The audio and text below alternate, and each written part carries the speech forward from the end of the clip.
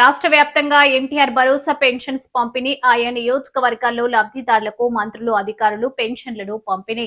ఇందులో భాగంగా శ్రీకాకుళం జిల్లా నందిగాం మండలం రాంపురంలో మంత్రి అచ్చెన్న పెన్షన్లు పంపిణీ చేశారు. ప్రజలను ఆప్యాయంగా పలకరిస్తూ వారి యోగక్షేమాలను అడిగి తెలుసుకున్నారు. ప్రభుత్వాన్ని కొనసాగిస్తే ఆంధ్ర రాష్ట్రాన్ని దేశంలోనే అగ్రగామిగా తీసుకెళ్తానని చెప్పి ప్రతి ఒక్కరికి చెప్పినా క్షణిక ఆవేశంతో ఆ రోజు ఆ పార్టీకి ఎన్నికల్లో గెలిపించారు. 151 స్థానాలతో ప్రభుత్వం ఏర్పాటు చేశారు. ఏర్పాటు చేసినటువంటి మొదటి రోజు నుంచి ఆయనకి ఆంధ్ర రాష్ట్రమన్నా తెలుగు జాతన్నా ఆయనకే కాదు ఆయన కుటుంబానికే ఒక కక్ష, ఒక కోపము. ఎందుకంటే ఎన్టీ రామారావు పార్టీ పెట్టిన తర్వాత ప్రతి ఎన్నికల్లో తెలుగుదేశం పార్టీకే గెలిపిస్తున్నారు. అందులో బడుగు బలహీన వర్గాలు తెలుగుదేశం పార్టీతోనే ఉంటున్నారు.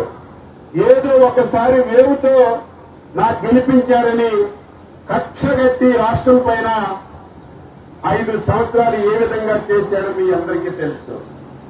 ఒక ముఖ్యమంత్రి అంటే కొత్తగా పథకాలు ఇవ్వాల్సిన అవసరం లేదు, కొత్త కార్యక్రమాలు చేయవలసిన అవసరం లేదు. గత ప్రభుత్వాలు చేసినటువంటి కార్యక్రమాలు కొనసాగించాలి. అందులో ఒక సంక్షేమ పథకాలు ఇస్తే ఎవరికి ఉపయోగం ఉండదు. సంక్షేమము ఇవ్వాలి, దానికి సమాంతరంగా అభివృద్ధి కూడా తీసుకెళ్లాలి. ఈ రెండూ చేయకపోతే రాష్ట్రం వెనకబడిపోతుంది. 5 సంవత్సరాలు 10.5 లక్షల కోట్లు అప్పు చేశారు. అప్పు ప్రతి ప్రభుత్వం చేస్తారు. ఈ ప్రభుత్వంలో కూడా అప్పు చేస్తున్నాం. ఎంతవరకు అవసరం ఉందో అంతే అప్పు చేస్తున్నాం.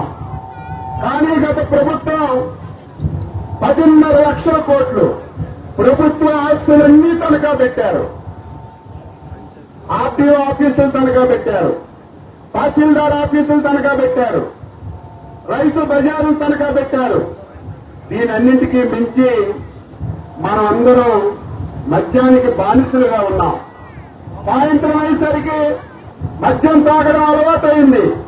దీని మీద రాష్ట్ర ప్రభుత్వానికి ఆదాయం వస్తుంది.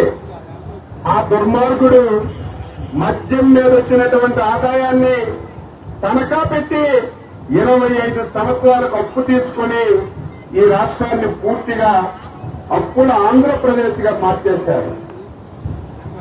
ఆ రోజు మీ అందరికీ చెప్పాం, మళ్లీ ఈ రాష్ట్రం బాగుపడాలంటే, మళ్లీ ఈ రాష్ట్రం దేశంలో ఒక అగ్రగామిగా తయారవ్వాలంటే చంద్రబాబు నాయుడిని గెలిపించండి అని చెప్పి మీ అందరికీ గ్రామానికి వచ్చి వేడుకున్నాం.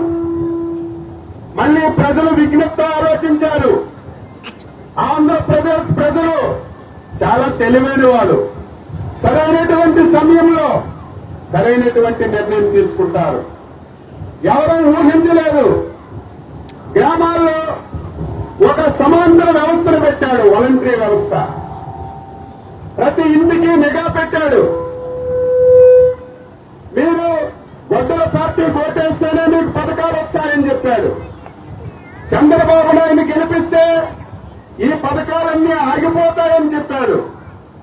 ఇప్పుడు మీ ఇంటికి వచ్చే పెన్షన్ ఇస్తున్నారు. రేపు తెలుగుదేశం పార్టీ గెలిచి చంద్రబాబు నాయుడు ముఖ్యమంత్రి అయితే మీరెక్కడికో వెళ్లి ఎండలో నిలబడాలి, మీకు పెన్షన్ కూడా అందదని మీ అందరికీ మాయమాటలు చెప్పారు. చెప్పినా సరే విజ్ఞప్తితో ఆలోచన చేసి మొన్న జరిగిన ఎన్నికల్లో మీరు నేను ఎవ్వరూ ఊహించని విధంగా బంపర్ మెజార్టీతో 164 స్థానాలతో ఎన్డీఏ ప్రభుత్వాన్ని మద్దతు పలికి ఏర్పాటు చేయించారు. అధికారం వచ్చింది, చాలా ఆనందపడ్డాను. అందులో మీ ఎమ్మెల్యేగా నాకు చంద్రబాబు నాయుడు గారు, లోకేష్ బాబు గారు, పవన్ కళ్యాణ్ గారు ఆశీస్సులు ఇచ్చి మంత్రి పదవి కూడా ఇచ్చారు. 5 సంవత్సరాలు ఈ రాష్ట్రం నాశనం అయిపోయింది. మన నియోజకవర్గం ఎక్కడ కూడా ఒక్క దమ్మిడి ఖర్చు పెట్టి ఒక్క అభివృద్ధి గాని ఒక్క సంక్షేమం గాని చెయ్యలేదు. ఇవన్నీ నేను చేస్తానని ఆనందపడిపోయాను. పదవి బాధ్యతలు తీసుకున్నాను. ప్రభుత్వాన్ని చూస్తే ఎక్కడ చూసినా అప్పులే. గత ప్రభుత్వం మొత్తం బకాయిలు పెట్టేశారు. ఇవన్నీ బకాయిలు తీర్చాలి. కాంట్రాక్టర్లకి బిల్లులు ఇవ్వలేదు, ఉద్యోగస్తులకి జీతాలు లేవు, రిటైర్ అయిన వాళ్ళకి పెన్షన్లు లేవు. ఇవన్నీ ఒక పక్క బాధలు, రెండవ పక్కన ఎలక్షన్లలో మా కార్యకర్తలందరూ మీ ఇంటికి వచ్చారు. సూపర్ 6 అని చెప్పాం. మీరు ఓటేయండి, 4,000 పెన్షన్ ఇస్తాం, 6,000 ఇస్తాం, 10,000 ఇస్తాం, 15,000 ఇస్తాం అని చెప్పాం.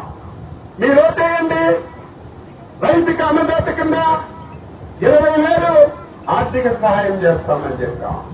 మీరు ఓటేయండి, ప్రతి సంవత్సరం 3 సిలిండర్లు మహిళలకి ఉచితంగా ఇస్తామని చెప్పాం. మీరు ఓటేయండి, ఆడవాళ్ళందరికీ ఈ రాష్ట్రంలో ఎక్కడికి వెళ్ళినా ఉచితంగా బస్సు సౌకర్యం ఇస్తామని చెప్పాం. ఈ రకంగా హామీలన్నీ ఇచ్చాం. చేతుల్లో డబ్బులు లేవు, ఎవడు అప్పడిగినా ఇచ్చిన పరిస్థితి లేదు. ఇవన్నీ ఏ విధంగా మనం చెయ్యగలమని భయంతో పాలన ప్రారంభించాం. నేను ప్రతి మీటింగ్ లో చెప్తాను, చంద్రబాబు నాయుడు లాంటి వ్యక్తి ఆంధ్రప్రదేశ్ రాష్ట్రంలో పుట్టడం మనందరి అదృష్టం అని చెప్పి తెలియజేస్తున్నా. దీనికి తోడు కేంద్రంలో ఉన్నటువంటి నరేంద్ర మోడీ గారు సహకరిస్తున్నారు కాబట్టే 24 మాసాల్లో మీరు, నేను, ప్రజలు ఊహించని విధంగా సంక్షేమాన్ని, అభివృద్ధిని ముందుకు తీసుకెళ్లామని చెప్పి తెలియజేస్తున్నాను. మాట ప్రకారం పింఛన్లు పెంచాం, 3 గ్యాస్ సిలిండర్లు ఇచ్చాం, రైతుకు అన్నదాత సుఖీభవ 20,000 ఇచ్చాం, మహిళలకి ఉచితంగా బస్సు సౌకర్యం ఇచ్చాం, మత్స్యకార సేవలు వారికి 20,000 రూపాయలు ఇచ్చాం. మీ గ్రామాల్లో ఆటోలుంటే ఆటోలకు ఆదాయం పోతుందని వారికి 10,000 రూపాయలు ఇచ్చాం. గత ప్రభుత్వంలో రైతుకి తీవ్ర అన్యాయం చేశారు. మీ భూములు ప్రభుత్వం దగ్గర మొత్తం హక్కులన్నీ తీసుకొని మీ భూములు తాకట్టు పెట్టి అప్పులు తేవాలని ఒక దుర్మార్గమైనటువంటి ల్యాండ్ టైటిలింగ్ యాక్ట్ తీసుకొచ్చారు. చంద్రబాబు నాయుడు గారు ప్రతి ఒక్కరం భయపడ్డాం. ఆ యాక్ట్ వస్తే మన భూములు మన దగ్గర ఉండవు, మన పాస్ పుస్తకాలు ప్రభుత్వం తీసుకుంటుందని అందరం భయపడ్డాం. చంద్రబాబు నాయుడు గారు, నాకు నమ్మండి, నన్ను గెలిపించండి, రేపు ఆ చట్టాన్ని రద్దు చేసి మీకు ఆ సమస్య పరిష్కరిస్తానని చెప్పి ఆ చట్టాన్ని